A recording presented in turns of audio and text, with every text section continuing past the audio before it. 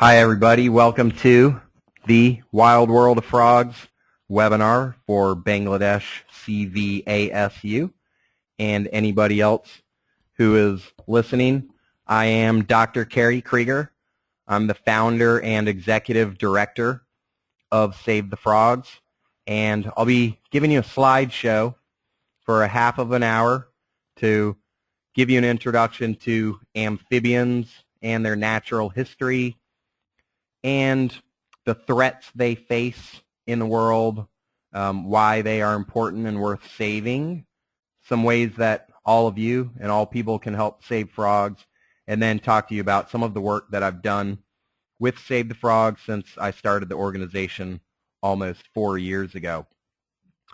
And as you found out, if you have a question, you can raise your hand, but I will, after the half hour, we will be switching to Skype video, and we'll have a question and answer session that you'll be able to ask your questions. But certainly for the people in Bangladesh, if I'm speaking too fast or if you have trouble hearing me, then definitely raise your hand, or Neural can send me a question and I can slow down.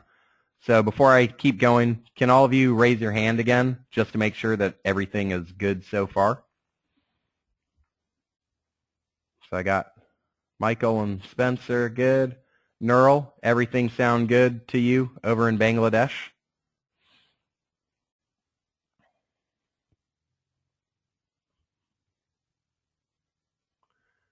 Okay, so I don't hear from Neural. So I'm going to check in and see what's going on. 1 second. Okay, Neural. All right, excellent. So I'm going to keep going. Great.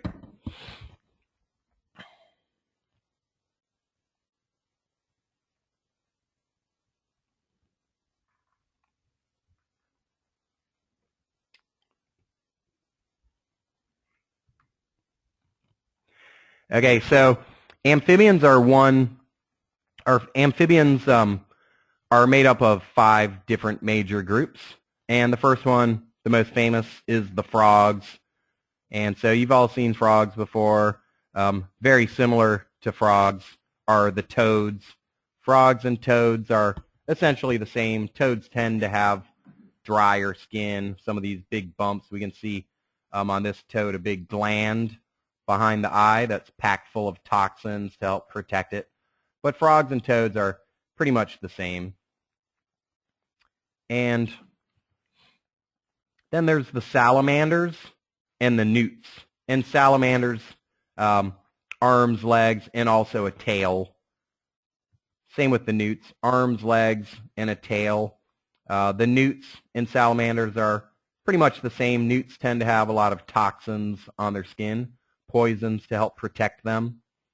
And then the 5th type of amphibian that most people don't know much about are the caecilians. No arms, no limbs, no tail.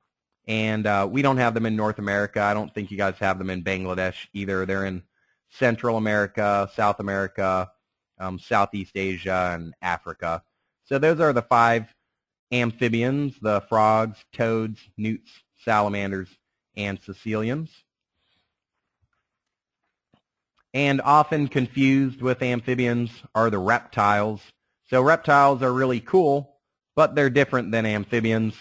They've got scales on their skin, which amphibians do not. And they have hard-shelled eggs. Here's a turtle coming out of its hard-shelled eggs. Amphibian eggs are a lot different. They're jelly-like, no hard shell on the outside. And this is really important for amphibians because it means amphibians need moisture, and they need to stay wet. Their eggs have to stay wet, which is why amphibians usually come out in the rainy season, the monsoons. They live at rivers, creeks, ponds, swamps, marshes. They're very connected with water because their eggs have to stay moist or they will die. And also another big difference between amphibians and reptiles is metamorphosis. So here's a tadpole. Not all amphibians, but a lot of them, frogs and toads, have a tadpole larval stage. And they have gills like a fish. They have a tail. Eventually the tail absorbs back into their body. They grow arms and legs, lungs, and then they pop out of the water. And here's a metamorph, so he's on his way to being a frog. I found him in Ghana in West Africa, where I was in September, which I'll be talking about later.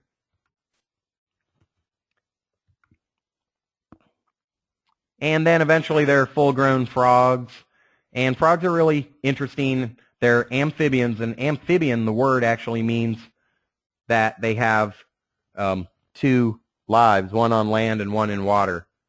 So right now I'm going to have to stop for a second because I see Neural in Bangladesh maybe having technical difficulties. So 1 second, and let me make sure everything's all right there. Sorry about that.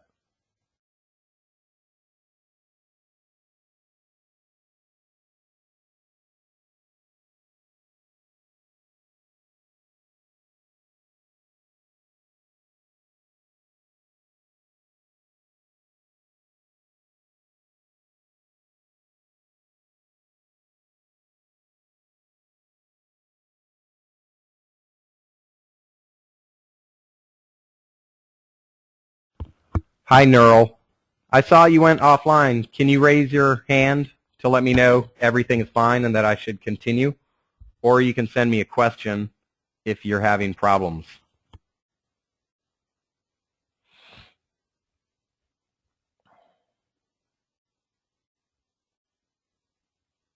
I'm going to send him a chat. Okay, great. I'm going to keep going. I think there's some delay. Okay. All right. So, as I said, amphibians, the word means that they spend part of their lives in water, part of their lives on land. And amphibians are neat because they can absorb oxygen and water directly through their skin. And amphibians, they're gape-limited predators. That means they can eat whatever fits in their mouth. And this is really important, and I'll come back to it later. So I did my PhD research in Australia. I spent 4 years there, a lot of the time at this waterfall, Purling Falls. And I was out there studying a disease called chytridiomycosis caused by a chytrid fungus, and I would be sampling frogs. And here's some of the cool frogs I got to work with. The Cascade tree frog, which would make a call a little bit like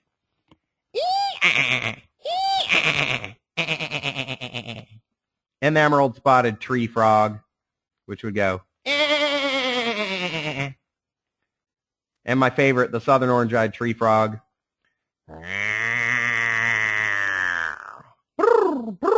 And I had to get good at making frog calls, because if you want to catch a frog, then you have to be able to get up close to it and find it, and they're trying to hide. But if you call to them like a scarlet-sided pobblebonk and go, bonk, bonk, then they'll call, and you can find them. So here's its vocal sac. You can see. Or.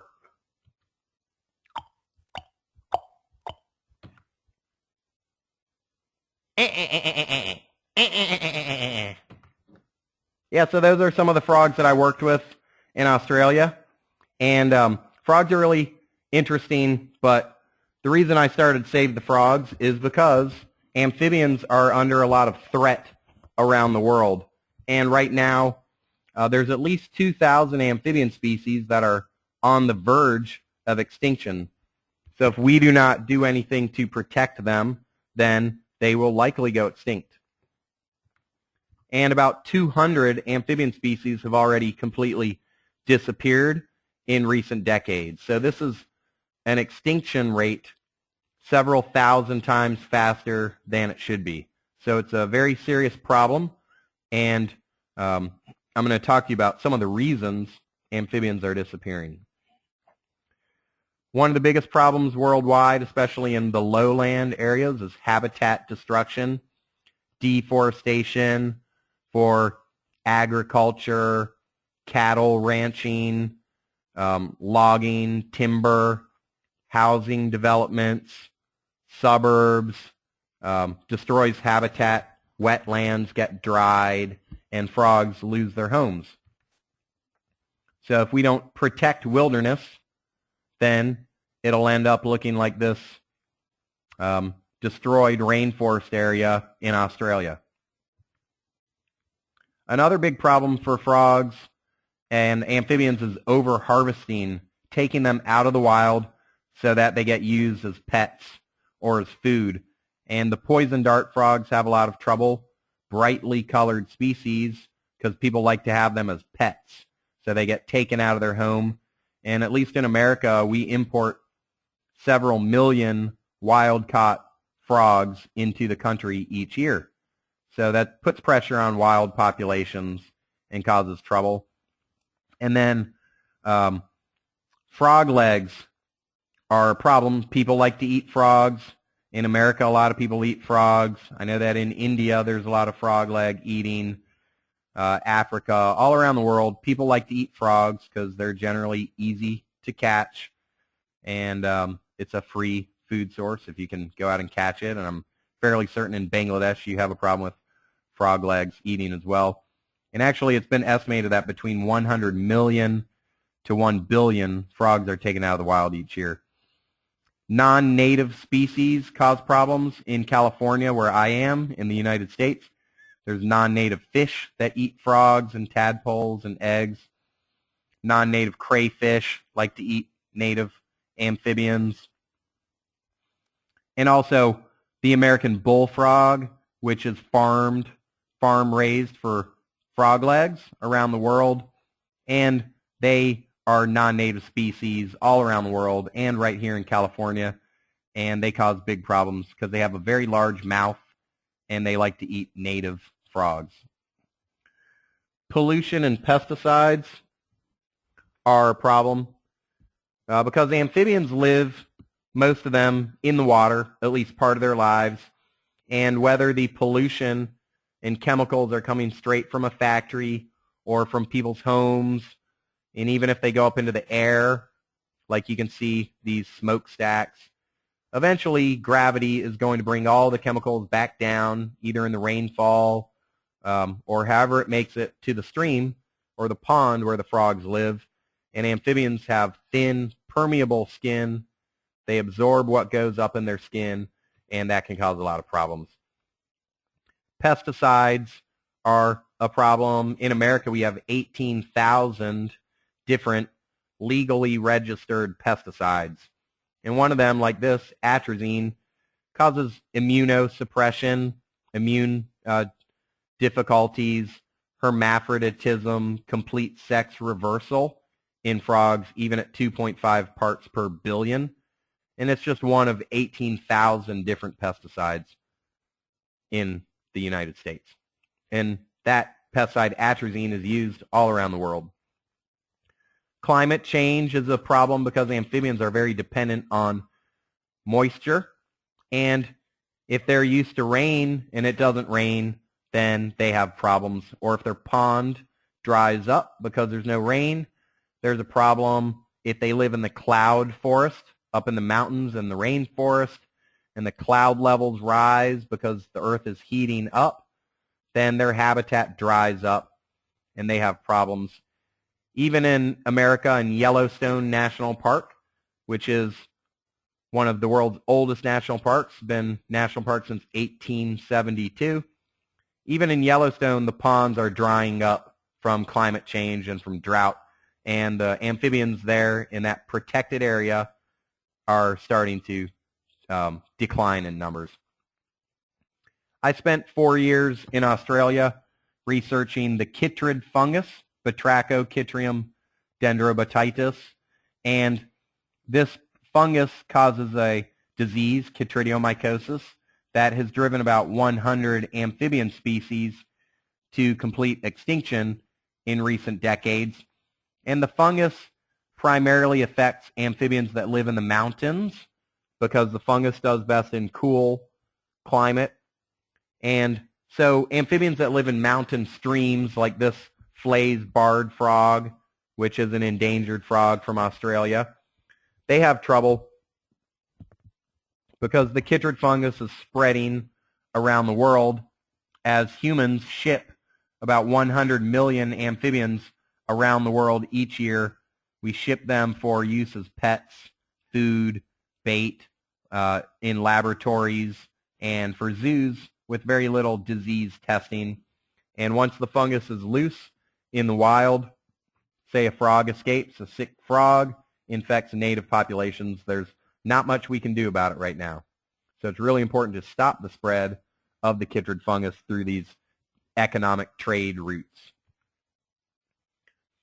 And all these problems are acting together at one time often to create synergistic effects, which means the final outcome is greater than the sum of the individual parts. And that is a large reason why about 1/3 of the world's amphibians are on the verge of extinction. And frogs are important for a variety of reasons. They're important in the food chain. They're eating ticks, mosquitoes, flies that carry malaria, dengue fever, leishmaniasis, West Nile virus, lots of diseases we don't want. The more frogs there are, the less mosquitoes. I know that India, or I'm fairly certain that India and Bangladesh in the 1970s were very large exporters of frogs for frog legs, but as they exported all the frogs and removed them from the wild, they saw that the mosquito populations were increasing, so the governments put restrictions on the export of native frogs, because frogs are good at keeping us healthy. And lots of wildlife, such as snakes, fish, birds, even dragonflies and beetles eat frogs and their tadpoles and eggs. So they're very important in the ecosystem. A lot of our medical research comes from work done on frogs and salamanders. So they're a benefit to human health, and when a species goes extinct, then there goes any potential to benefit our own lifestyles through having frogs around. So it's really important to keep frogs healthy, because when frogs are healthy, humans are healthy. And they're bioindicators. They're sensitive to environmental disturbance. They have the thin, permeable skin that can absorb pollutants and pesticides. They're dependent on healthy land and water. So if anything goes wrong with either, they have trouble. And they're slow to move. So unlike a bird that could fly off, if something happens to their habitat, then they'll probably not be able to go anywhere else and they'll die. So they're bioindicators telling us when there's a problem in the ecosystem. But they have survived for 250 million years. So they've outlived the dinosaurs, and yet in the last half century, we've managed to drive about 1/3 of the species to extinction. So they're telling us right now something is drastically wrong and needs to be fixed. And if we can save the frogs, we'll probably be saving not just the frogs, but all the other, a large part of the ecosystem and other wildlife, because lots of the threats to frogs are also affecting other species. So in saving the frogs, we're saving lots of species. And then finally, one great reason to save the frogs is that frogs are cool. People like frogs. They're fun to look at and listen to. They're interesting. And also it's our moral, ethical responsibility to protect all life on the planet, especially if we're the ones responsible for causing them problems. And fortunately, there's lots of ways that all of us can help save the frogs, just by improving our own ecological footprint, our own effect on the planet, our day-to-day lifestyle affects the environment, especially as consumers in modern-day society.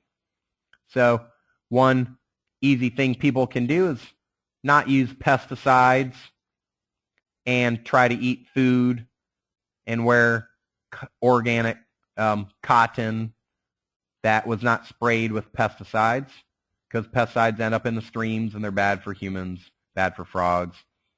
And definitely not eating frog legs is a fantastic way to help frogs. The frog leg trade, on top of removing hundreds of millions of frogs from the wild each year, the farm-raised frogs are problematic too, because the farms have very high rates of chytridiomycosis caused by the chytrid fungus. So those farm-raised frogs can help spread chytrid fungus, and which is a bad thing. And they're also often non-native frogs. And slow down driving on wet nights. How you vote is really important. Vote for politicians who care about the environment.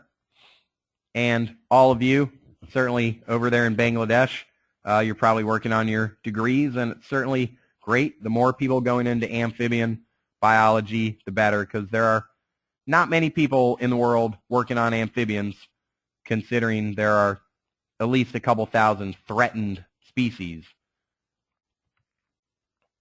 And spreading the word is really important, because if people don't know there's a problem, then there's not going to be many people working to fix the problem. So telling people there's a problem, educating people is really important. And that's one of the primary reasons that I founded Save the Frogs. Save the Frogs is a nonprofit organization, and we're America's first and only public charity dedicated to protecting amphibians. Our mission is to protect amphibians and to promote a society that respects and appreciates nature and wildlife. And all of you, if you haven't done so yet, please, when you get a chance, go check out our website, savethefrogs.com. I created most of the material for the website. There's well over 250 pages of information on the website. So I'm going to tell you, I've got about 10 minutes left, talk to you about some of the work that I've done with Save the Frogs to help spread awareness of the problem and protect amphibian populations. One of the first things I did, and what I consider probably our most important activity, is Save the Frogs Day. I thought it was important to have one day a year at least dedicated to amphibians, and that it would be a great way to get schools interested in amphibians, because students need to know that frogs are important. Most of us, when we were in school, we probably didn't learn too much about frogs. I know that I did not, but we're trying to change that. And also a good way of getting politicians involved. Politicians vote and are important. So we've had Save the Frogs Day recognized by the governor of Virginia, the governor of North Carolina, and a couple cities across the USA and Canada. And hopefully you guys can get your politicians involved. So Save the Frogs Day, on the first Save the Frogs Day in 2009, we had 40 events, educational events in 15 countries. And here's a picture of Siam Chowdhury, I think in Sylhet, Bangladesh, teaching the kids about frogs. The next year, 2010, was even bigger. We had 104 events in 21 countries, which was the largest day of amphibian education in the planet's history. And we try to have lots of people coming up with events all over the world, doing whatever they can to raise awareness in their community. Here's some people in Korea, Nepal. We have teachers going out, teaching their classes about frogs. Scientists taking people out into the wild to show them amphibians and their natural habitats, to get them interested in frogs. Save the Frogs Day gets a lot of publicity. It's been on the front page of Le Monde, which is the largest newspaper in France. And the third annual Save the Frogs Day, which was last year, was even bigger, 145 events in 21 countries. And we're always happy to have events going on in Bangladesh. We're very happy that each year there has been an event in Bangladesh, and we're happy to have you doing that, and we'll talk during the question and answer later. We'll talk about the upcoming Save the Frogs Day. Save the Frogs Day got featured on CNN, Worldwide TV, and I went to Washington, D.C. and led a rally to raise awareness of pesticide use. As I was talking about atrazine, the bad pesticide that turns male frogs into females. We're working to get it banned, and we need to raise awareness of that to get society wanting that to happen too. So here's some pictures from Washington, D.C., marching down the streets of Washington, D.C. We all went to tell President Obama at the White House to get rid of this bad pesticide, atrazine. And we got 10,000 signatures calling on the Environmental Protection Agency to ban atrazine. We're also working on getting some wetlands protected. Wetlands are very fragile ecosystems, and there's one here near San Francisco, California, and they drain the wetland. They send the water out to sea, and as they drain the wetlands, then the endangered frogs' eggs dry up, and that causes big problems because when eggs dry up, they die, and that's illegal. So we're trying to get the city of San Francisco to protect these California red-legged frogs that live there. And we had 100 people show up at a rally at City Hall last year.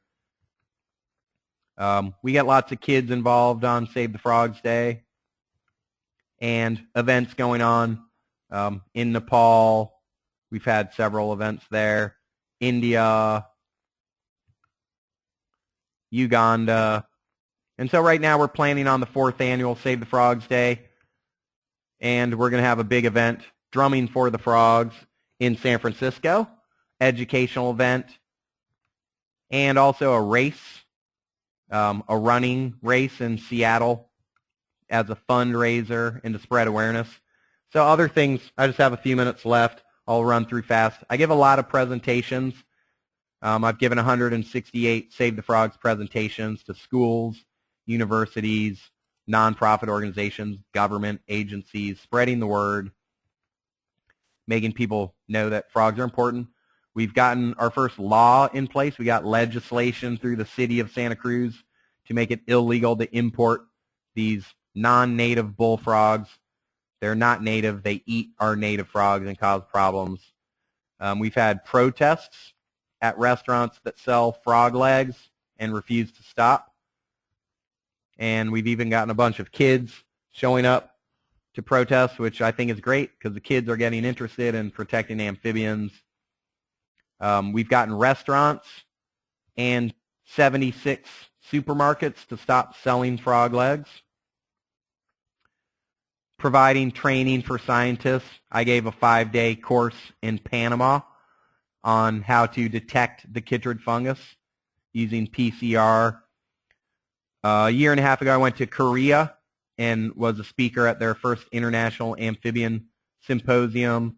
And then last September, I went to Ghana in West Africa and started Save the Frogs Ghana, which is our first of what I hope to be many international branches of Save the Frogs. So right now we have Save the Frogs Ghana is a registered nonprofit in Ghana. We have a full-time executive director, Gilbert Adam, there, who's working on getting things happening in Ghana where 90% of the rainforests have been destroyed, which is obviously a problem for frogs. So I went to Ghana and gave a lot of talks and got people interested, and some other stuff. Just try to run through. Working on getting dissections out of schools. I know that in Bangladesh, you all also dissect a lot of frogs. A lot of them are taken from the wild, and there are software, digital software alternatives to dissection, which, though different than traditional dissection, teach students very well and are much more ecologically friendly. We've gotten 12 schools in California to stop dissecting frogs. We try to get people building frog ponds to replace habitat, make new habitat. Schools do it. It's good education for students, watching tadpoles show up. So we also have an art contest that's really popular. We actually get hundreds of entries coming from India. I'm not sure if we've gotten entries from Bangladesh, but we had over 2,000 entries last year, and it's a great way for teachers to teach their students about amphibians and get their students interested in amphibians, even if the teacher is not a biologist. So it's a good way for any teacher to get their students involved. And then here's some art from India that I like a lot. So hopefully Bangladesh will get involved in the art contest. We also have a poetry contest, and we're putting together a book right now to raise money by selling the book of all the best Save the Frogs poetry and Save the Frogs art. Okay, so I'm going to close it out. And yeah, so Save the Frogs, we got a lot done. We're actually a small organization in some sense. We have maybe four or five people on staff, and then the rest is all volunteers. We have a good base of volunteers all around the world, such as Neural, who I thank for setting up this event and all his other work, and all of you in Bangladesh who've helped out. Yeah, volunteering is really important, and you know, we need help for all kinds of things because we're trying to save 2,000 threatened species worldwide. We need a lot of help, so volunteers are really important. So thank you all for helping Save the Frogs. I'm glad you're interested in what we do, and we're going to switch to Skype in a second, and I'll be able to take all of your questions. So yeah, thanks again.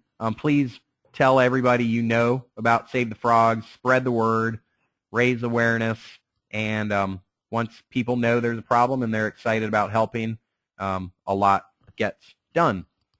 So right now, I think I'm going to turn off the webinar, and we'll need 2 minutes to get set up on Skype, and then we'll be available for the Q&A.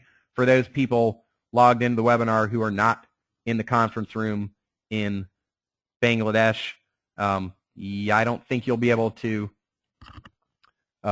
take part in the Skype, but we will be recording a video and audio of it. So we'll have that, and we'll inform you. If you want to see that, just let us know, and we can let you know when it's online so that you can hear what's going on. So before I log out, for all you people who are not in Bangladesh, if anyone does have a question right now, then you can raise your hand, and I'll answer it before heading out to the people in Bangladesh. So I'll give you a few seconds to raise your hand if you have a question. And otherwise, this concludes the... Okay, so Spencer, I'm going to unmute you so everybody out there listening. Spencer Siddons is in Wisconsin, and he started the University of Wisconsin Stevens Point chapter of Save the Frogs, which is our first university chapter in America. And I'm going to unmute you, Spencer. You are now unmuted. How's it going? Hello? Hi. Hey, how's it going? Excellent. Okay, yeah, I have a couple questions. Okay.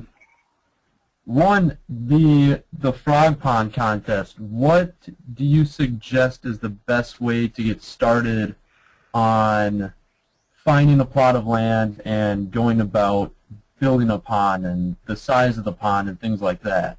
Yeah, so if you go to our Build a Frog Pond page, savethefrogs.com/ponds, there's some links on there that will take you to pages that give you some pretty thorough explanations of how to build a pond. There's also an excellent book that I can send you the information on. I think it's called Wetland Restoration Techniques, and I definitely suggest reading that. But as far as finding land, I think, you know, you have a university. I've never been to your university, but there may be land there, and maybe you could talk to the biology department and see if you can get permission to do something there on campus. Otherwise, I'd try to find some local schools that have some land in the back of their school. It does not take a lot of land. What we saw the picture of before, you know, that was probably 3 meters by 3 meters is all Right. it took up, and it's still big enough to get certain types of amphibians in there. You can also just see if there are landowners who may be interested in what you do, and you could, even if they don't want to build the pond themselves, maybe you could get a field trip of students to go out there and spend a weekend out there building the pond and coming back to check on it every couple months to see what shows up in it. Okay. Anything else? Yeah. If you still got time. Yeah, let's have it one quick question, and then I have to get to the people in Bangladesh for the Q&A with them. Sure. There's a very controversial mining proposal going on right now in northern Wisconsin. I know you've done a lot with like the Sharp Park wetlands. Is there what's the best way to get started with? I'll talk about that with you, and that maybe is probably a good campaign for your student chapter, and then we can talk about ways to use technology and social media and websites to get awareness of that happening. But I'll talk to you about that later. Okay. Yeah. Okay. So thanks everybody, and I'm going to turn off the go-to webinar and move it on to the Skype session in Bangladesh. Thanks, Kerry. Bye.